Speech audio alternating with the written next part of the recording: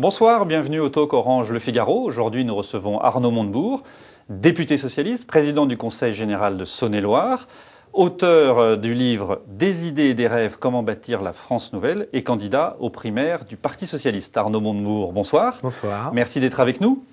Le Conseil d'État doit prendre une décision dans une affaire qui concerne Jean-Paul Huchon, dans laquelle il peut être invalidé et déclaré inéligible parce qu'il a dépensé 845 000 € dans une campagne qui vantait les transports dans sa région 6 mois avant la date de l'élection. Jean-Paul Huchon a parlé d'assassinat politique. Bertrand Delanoë, lui, évoque un déni de démocratie. Est-ce que ce n'est pas un peu exagéré de monter si haut de la part des dirigeants socialistes de votre parti ? Je dirais d'abord que les sanctions peuvent toujours paraître disproportionnées. Et d'ailleurs, elles le sont, mais elles sont fixées dans la loi. Et donc, je dirais que finalement, il faut observer la façon dont le Conseil d'État, qui doit juger en toute indépendance, et je souhaite qu'on respecte cette indépendance, ses motivations et puis sa décision. Pour le moment, c'est une proposition du rapporteur. Ce n'est pas la décision. Ça ne préjuge en rien de la décision. La décision peut être différente. Moi, je me situe par rapport à l'application de la loi. La loi est la même pour tous et je regrette que le Conseil d'État prenne des décisions aussi disproportionnées. Il y a l'infraction et il y a la sanction. On peut reconnaître l'infraction sans forcément prendre une décision qui aura évidemment des conséquences politiques très importantes et très lourdes. Valérie Pécresse était ce matin sur RTL, je vous propose de l'écouter. Les vraies victimes de cette affaire, c'est nous, c'est les adversaires de Jean-Paul Huchon qui avons été placés, nous avons été placés dans une situation... Vous pensez que cette campagne a eu un impact sur le résultat ? Bien sûr, nous avons été placés dans une situation radicalement inéquitable. Pourquoi vous n'avez pas posé le recours vous-même ? C'est un militant de l'UMP qui l'a posé. Il pose ce recours au nom de l'UMP, mais aussi au nom des Franciliens. Je rappelle que quand les socialistes avaient déposé des recours sur les emplois fictifs de la mairie de Paris, c'est un militant socialiste qui l'avait déposé. Donc alors, quand un militant socialiste dépose des recours contre la mairie de Paris, à l'époque dirigée évidemment par Jacques Chirac, le maire RPR, finalement ça pose pas de problème, mais quand c'est un militant UMP, le Parti socialiste s'indigne. Je dirais que c'est le respect de la loi qui doit guider nos pas. La loi doit être la même pour tous et pour tous les partis politiques. Donc, vous ne pourrez pas me faire dire qu'il doit y avoir des dérogations ou des exceptions selon la coloration partisane de la personne mise en cause. Donc, je crois que dans cette affaire, il faut laisser le Conseil d'État juger. Ce qui a surpris, c'est les interventions de certains dirigeants socialistes avant même la décision du Conseil d'État.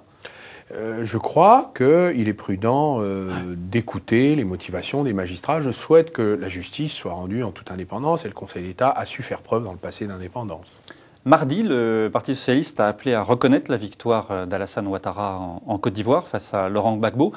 On a du mal à comprendre la position du Parti socialiste, puisqu'il y a un certain nombre de dirigeants du Parti socialiste, notamment Jean-Christophe Cambadélis, qui est secrétaire national aux relations internationales, qui s'est rendu sur place, d'autres comme Henri Emmanuelli, qui soutiennent visiblement Laurent Gbagbo. C'est un fait que de vouloir, et c'est normal, faire campagne en faveur d'un tel ou d'un autre, c'est autre chose que de ne pas reconnaître le résultat qui a été reconnu par la communauté internationale. En ce qui me concerne, j'ai adressé un communiqué de félicitations à Alassane Ouattara. Je considère qu'il a remporté ces élections, qui ont été placées sous la surveillance de la communauté internationale. Il est naturel d'ailleurs que l'international socialiste fasse pression sur Laurent Gbagbo, dont le parti est membre de cette organisation, pour qu'il se retire et éviter, la montée des difficultés dans ce pays. Car les risques de guerre civile et de partition feraient courir à la Côte d'Ivoire, qui est un des pays qui avait vécu pacifiquement et démocratiquement pendant très longtemps, qui risquerait finalement de ne plus être dans le chemin de l'exemplarité qu'il a été dans le passé vis-à-vis de la démocratie. Il y a un prix Nobel fameux, Amartya Sen, indien, qui a dit « Là où les peuples peuvent voter, ils mangent à leur faim. Là où la démocratie est respectée, la prospérité est possible. » La Côte d'Ivoire a fait un chemin extraordinaire qui est un exemple pour beaucoup de pays africains. Ce serait une rechute fâcheuse sur les termes de l'exemplarité qu'elle a représentée. Donc quand Jean-Marie Le Guen explique aujourd'hui qu'il n'y a ni vainqueur ni vaincu, il se trompe, il ne rend pas service au Parti socialiste. Écoutez, je ne sais pas, chacun prend ses responsabilités, prend ses décisions. Moi, je considère que la victoire n'est pas contestable, même s'il peut y avoir des difficultés. Elle a été observée, elle a été constatée.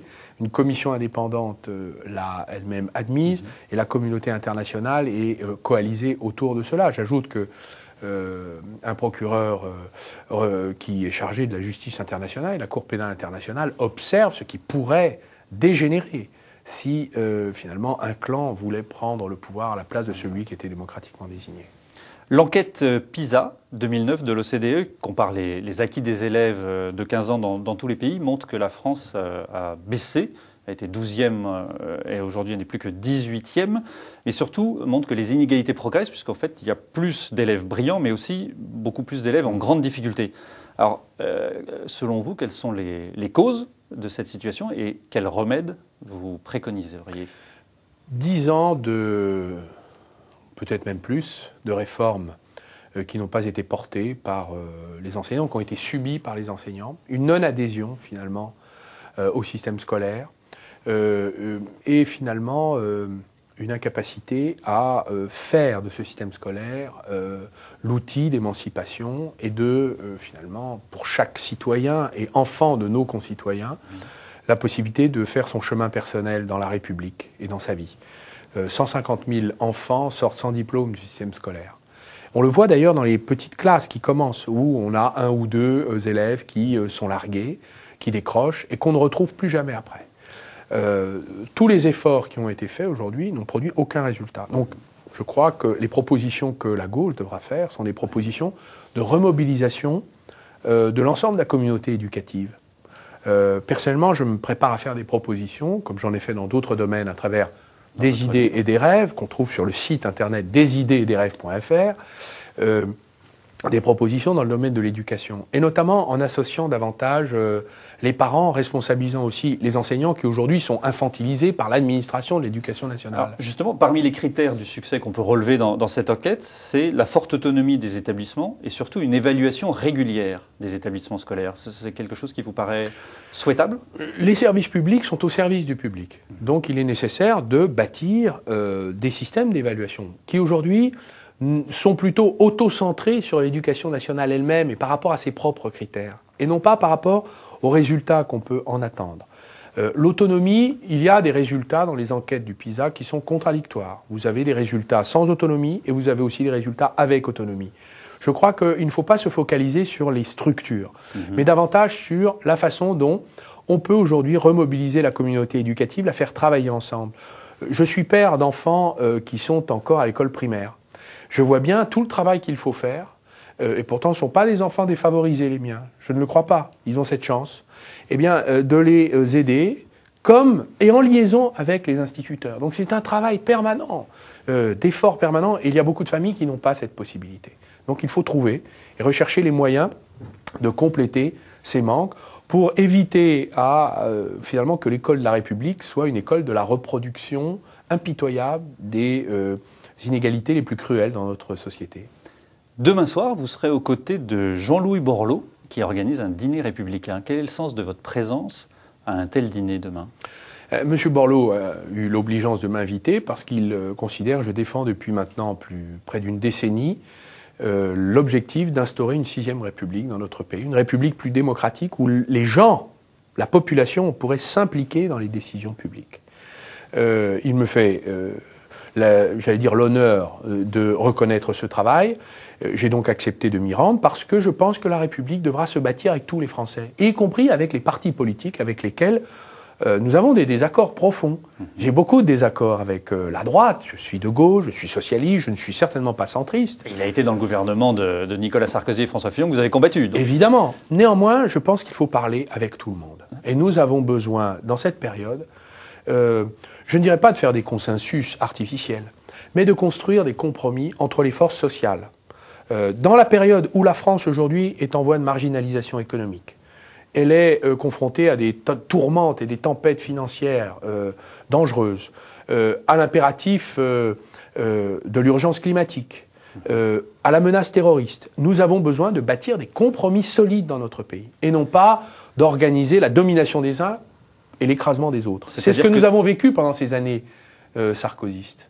Maintenant, la question, c'est par quoi on remplace, cette doctrine sarkozyste. J'ai des propositions à faire, comme candidat à l'élection présidentielle dans le cadre des primaires organisées dans mon parti.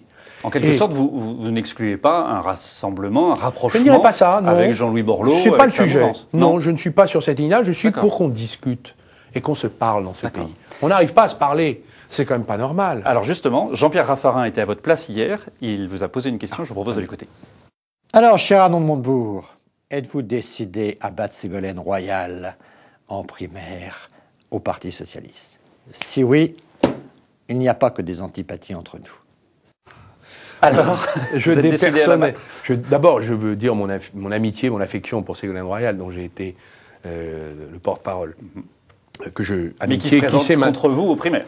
Peu importe, c'est même fait pour ça.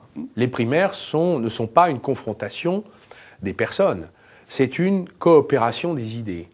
C'est-à-dire les dernières primaires en 2006 ont plutôt montré une Oui, mais c'est celle que nous avons décidé d'abandonner. C'était des primaires fermées dans l'appareil avec des règlements de compte. Là, nous faisons des primaires ouvertes avec les millions de Français qui ne sont pas dans les partis politiques, qui pourront venir voter très librement. Je le dis, venez, intéressez-vous aux primaires et venez défendre les idées que vous voulez voir inscrites à l'agenda de cette élection présidentielle pour écrire une page d'histoire de France avec nous. Vous n'avez pas besoin d'autres conditions que d'être inscrit sur les listes électorales. Donc je dépersonnaliserai le débat, parce que ce n'est pas un débat de personnes, c'est un débat de propositions. Je fais 100 propositions pour la Nouvelle-France. Ce sont des propositions audacieuses. Elles correspondent à nos valeurs, mais elles innovent. Et elles cherchent à convaincre. J'espère, en ce qui me concerne, être désigné comme le candidat du Parti socialiste. Oui, qui devra affronter, je le pense, le président sortant. Arnaud Montebourg, merci d'avoir répondu à nos questions. À demain pour un nouveau talk.